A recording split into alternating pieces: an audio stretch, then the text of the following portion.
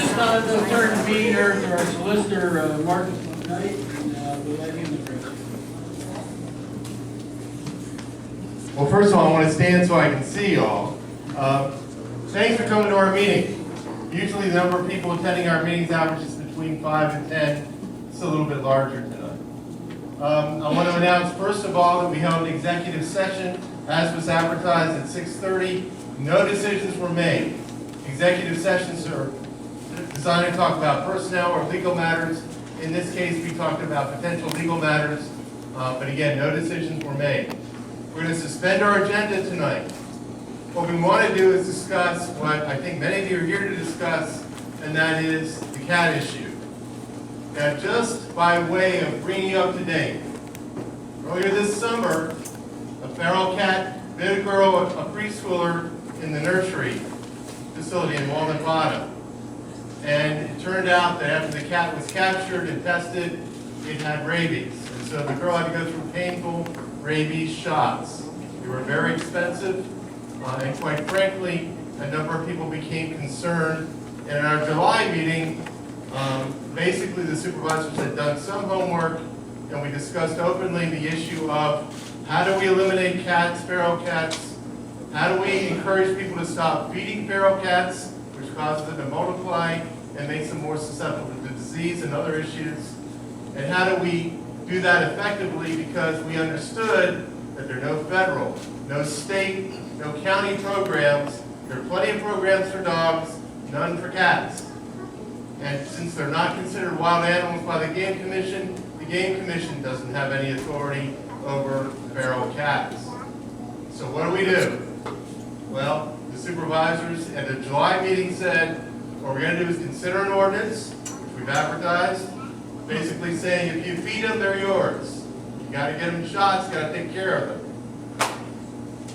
We also considered the fact that maybe in September we would have designated days in which we would bring in a trapper to trap the animals. And since the reports we had in July were that there were no place, once you catch a feral cat, you can't place them in shelters, because shelters don't want feral cats unless you pay to have the cats lodged in shelters. So we didn't have many options then. Since then, we've had a wonderful onset of publicity. We've got lots of calls, lots of emails, lots of advice. No decisions have been made. Nobody's changed any opinions because they can't do business between the meeting days. The only place we can do business is here at an advertised meeting. And there have been no, except for our special meetings that we had to discuss the cat issue, there haven't been any meetings. So, we're going to discuss the issue, and then I'm going to throw it open to the supervisors to offer comments and ideas. And here's the rules on, got lots of people here, lots of interest groups. The rules are simple. We're going to limit each individual to 3 minutes. No repetition. So I don't want to hear 15 people saying, I love cats. You know, I can understand that concept. You can tell it to me once, and I can understand that concept. So we don't want repetitive things, and we require each of you, because we understand there are people from a broad cross-section and a broad number of groups, and also people from out of the area. We want you to identify yourselves, name and address. So let me first of all start by introducing the people at the front table. To my left, state your name. Supervisor. David Durbin, Supervisor. Leroy Barmaster, Supervisor. Trina Durf, Secretary Treasurer. Cheryl Donovan, Corey. We have a court reporter here not for anything else except to help us with information that we received tonight. You just met the supervisors and one of our key administrative officials, our part-time secretary, and me as a solicitor. I've been a solicitor for a few years here. I enjoy doing it. It's kind of fun. And tonight we're looking forward to hearing what you have to say about this issue. But we're asking to be orderly. Come forward and address us if you can, because some of us are harder to hear than others. But speak up so everybody can hear you. So that's what we require. Anything else want to say anything at this point? Then we're open for public comment. Anyone wants to come forward, address, give us your name and address, and tell us what you want to tell us.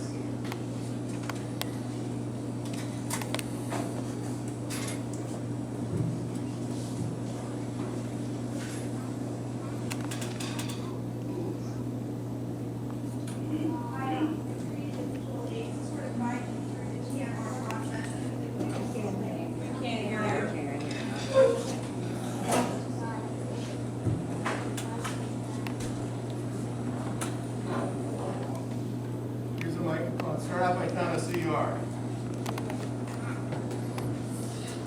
My name is Attorney Jessica Fleesar. I'm from Harrisburg. My place of business is 4807 Jonestown Road, Suite 148. I'm proposing a trap, neuter, return way to manage the feral cats in South Newton Township. I'm here on behalf of people who currently take care of these cats and consider them pets.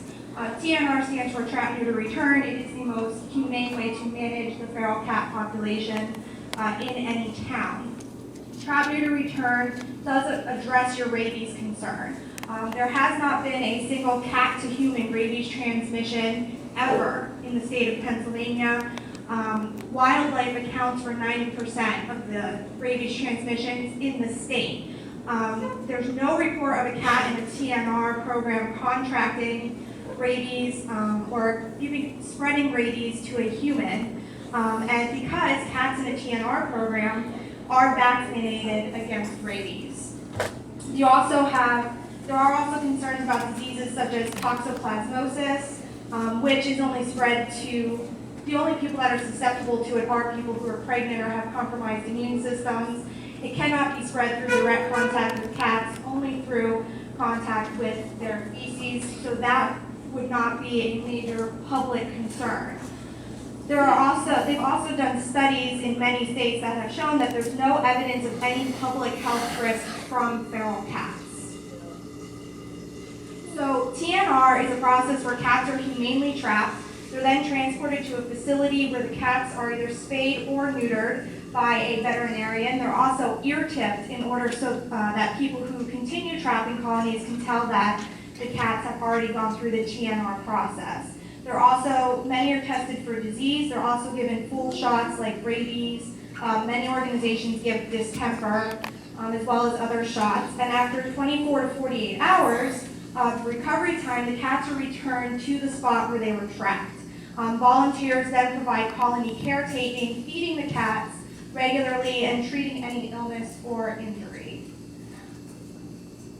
The benefits of TNR are that it stabilizes colonies by ending the possibility of reproduction. The feral cat population will naturally diminish over time. Cats can coexist better in the community because it reduces fighting, yowling, mating among the cats, spraying, digging, all these behaviors that people tend to complain about the most with feral cats.